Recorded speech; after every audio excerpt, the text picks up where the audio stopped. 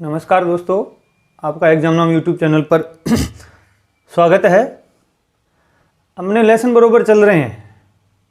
हर class आसानी से समझाई जा रही है, नॉर्मल तरीके से समझाई जा रही है, बारीकी तरीके से, डायरेक्टली हैवी लेवल पर नहीं जाकर।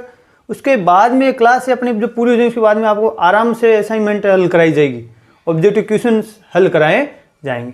अब अपना टॉपिक है कैपेसिटर, जिसको अपन संधारित्र या कंडेंसर कहते हैं।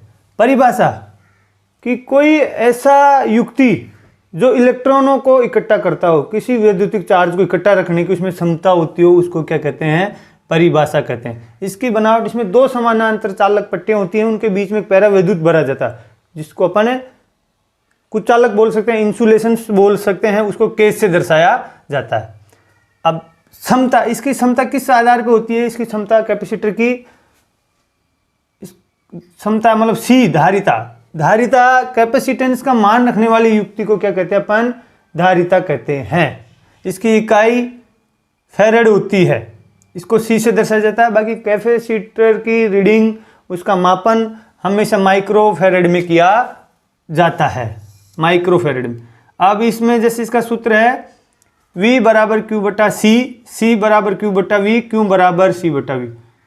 जो वैद्युतिक चार्ज है, जो स्थिर विद्युत चार्ज, इस वैद्युतिक चार्ज आवेश बोलते हैं, उसको Q से दर्शाया जाता है।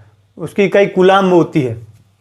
वैद्युतिक चार्ज क्या होगा? स्थिर चार्ज C धारिता गुणा वोल्टेज का गुणनफल होता है। अब धारिता, वैद्युतिक चार्ज बटा वोल्टेज, ये तीनों सूत्र एक सिंपल है, इसी में है। ये अपने धारिता में एक फैरेड, एक धारिता। अब क्षमता इसकी अनुप्रस्थ काट क्षेत्रफल के समानुपाती, दूरी के विलोमानुपाती होती है, उल्टे क्रम में। पैरावैद्युत सामर्थ्य के प्रकार पर भी निर्भर करती है, उसकी प्रकृति क्या है, और प्लेटों की संख्या पर भी निर्भर करती है। चार चीजों पर कैपेसिटर की धारिता, उसकी कैपेसिटी, क्षमता व्यक्त करती है। मोटाई, दूरी का उल्टा अनुपात, उसका पैरावैद्युत पदार्थ, उसकी संख्या। अब संधारित्रों का संयोजन, जिसको कंडेंसर भी कह सकते हैं सामान्य, इसका संयोजन दो प्रकार से किया जाता है, श्रेणी क्रम में और समानांतर क्रम में। श्रेणी क्रम में आप जान ही चुके, पहले आपको बता ही चुके। श्रेणी क्रम में प्रथम सिरा अंतिम, अंतिम सिरा प्रथम, और समानांतर में प्रथम एक जगह। इसमें जो Q होता है, आवेश होता है, जो स्थिर आवेश, इसको चार्ज कहते हैं अपन। QT बराबर Q1 बराबर Q2 बराबर Q3, मतलब पहले में जो होगा वही टोटल होगा, दूसरे का होगा वही टोटल। इसमें वोल्टेज क्या अलग अलग होती है? V1 plus V2 plus V3। अब V ज्ञात करने का, जैसे 1 ज्ञात करने का कैसे करेंगे? V1 बराबर Q बराबर C1, धारिता, उसकी कैपेसिटेंस फैरेड, और उसका आवेश, उसका चार्ज। 1/CT, टोटल धारिता ज्ञात करने का सूत्र क्या होता है? 1/C1 plus 1/C2। ये यहाँ DC थ्योरी के जो अपन ने जो सर्किट बनाए थे, श्रेणी सर्किट, पैरेलल सर्किट, उसका उल्टा होता है। यहाँ जो श्रेणी वाला होता है वो समानांतर में होता है, जो समानांतर वाला होता है। ध्यान रखना, एक प्रश्न पूछा जाता है कि श्रेणी क्रम में यदि कैपेसिटरों को जोड़ा जाए तो इनकी धारिता क्या हो जाएगी? कम हो जाएगी। समानांतर में जोड़ेंगे तो धारिता बढ़ जाएगी।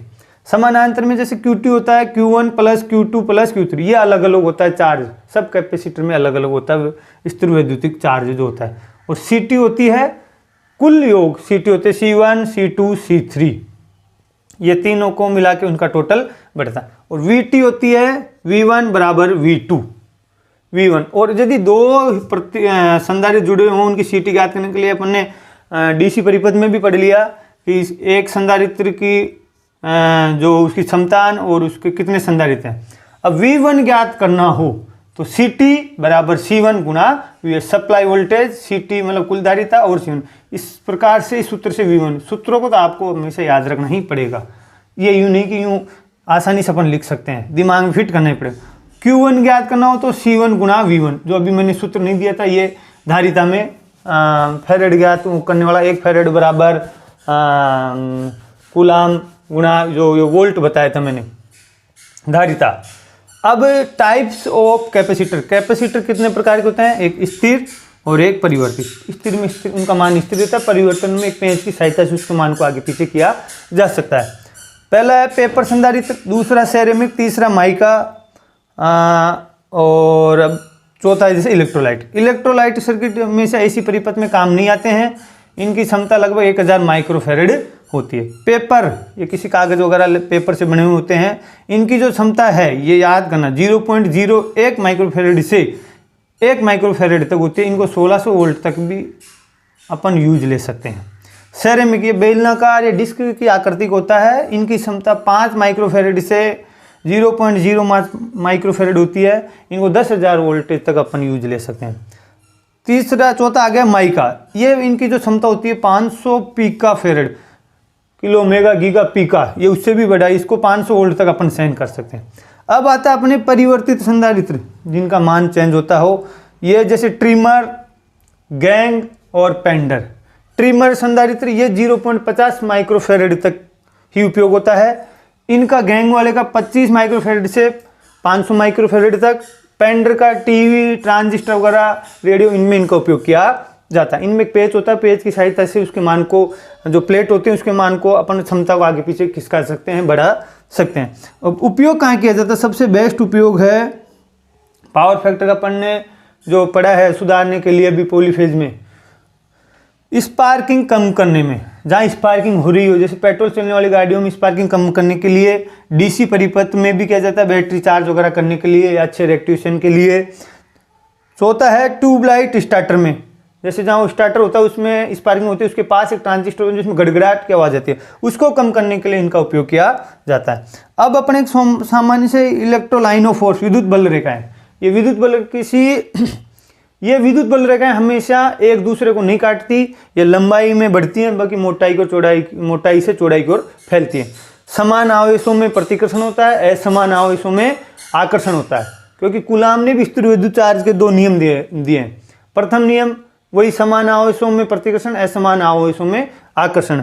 अब इसके विपरीत अपन देखा जाए, दूसरा नियम क्या कहता है? 2 आवेशों के मध्य जो खिंचाव और अटाव का जो बल होता है, उन आवेश के गुणों के क्या होता है, वो मध्य की दूरी के समानुपाती। 2 आवेशों के मध्य खिंचाव या अटाव का बल उन आवेशों के दोनों के मध्य की दूरी के समानुपाती होता है। ये कूलाम ने 2 नियम बताए, ध्यान रखना, प्रथम नियम और द्वितीय नियम।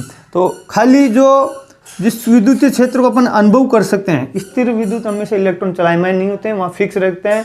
एक ऐसी युक्ति है इसमें इलेक्ट्रॉनों को अपन इकट्ठा कर सकते हैं। इसमें 2 प्लेटें होती है, ए व बी। तो जब इस प्लेटों को चार्ज किया जाता है तो ए से बी पे इकट्ठा हो जाता है, और कुछ समय के लिए वहाँ अपने को जैसे वोल्टेज बढ़ाना घटाने के लिए संधारित्र का उपयोग किया जाता है। तो ये भी एक सिंपल सा लेसन है, इसमें से भी 1-2 क्वेश्चन आने की संभावना रहती है हर बार।